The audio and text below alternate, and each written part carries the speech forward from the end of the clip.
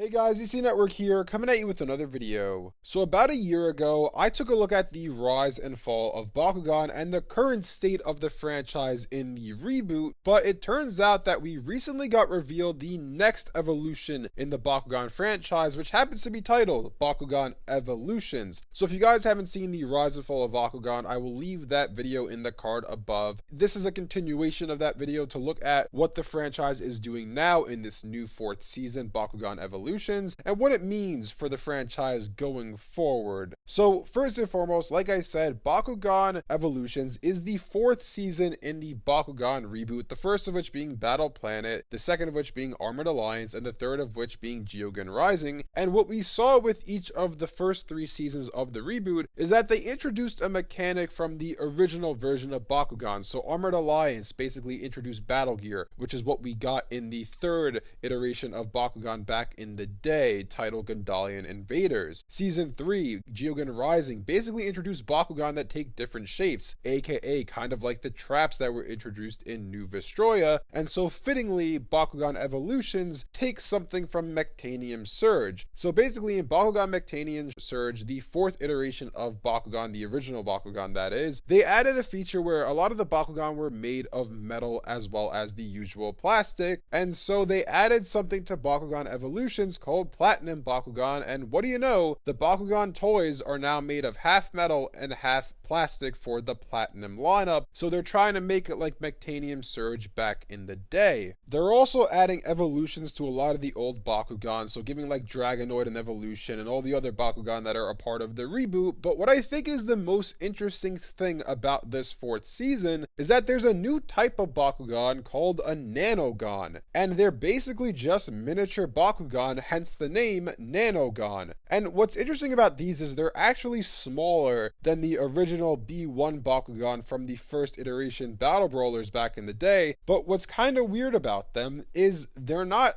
actual Bakugan. So what I mean by this is you don't put them on a piece of metal and they don't open up into a monster. These you actually have to physically manually open because there is no mechanism inside. They're pretty much just hollow on the inside, and when you open them up, you've got your little character. And the thing with these is, game mechanic wise, from what I understand at least, you can attach these to your Bakugan and then they'll add different power to them, so you'll get some bonus points and stuff like that depending on what you roll and where you are in the game. So yeah, it's kind of interesting to see that this is the direction that they're taking Bakugan in now, because now we're at the point with the reboot that they don't have anything else to build off of from the past. They've done the half metal Bakugan, they've done the different shape Bakugan, they've done the battle gear for Bakugan. So what's next? Obviously this is the first thing that they came up with that's genuinely brand new for the reboot, being Nanogun, but obviously they're kind of like battle gear in a way because they attach to your Bakugan and they give them added powers and whatnot. So in a way they are new, but they're also very similar to what they did before. So the thing is with the Bakugan reboot is it's actually pretty successful, for at least from what I can tell sale wise when it comes to the toys. So I was at my local Target the other day, and that's when I first came across this Bakugan Evolutions lineup. I actually bought one of the packs because I wanted to see what this Nanogon thing was about so I can make a video on it to let you guys know what it's about. And then I went to that same Target the next day and the shelves were almost empty when it came to the Bakugan section, when the day before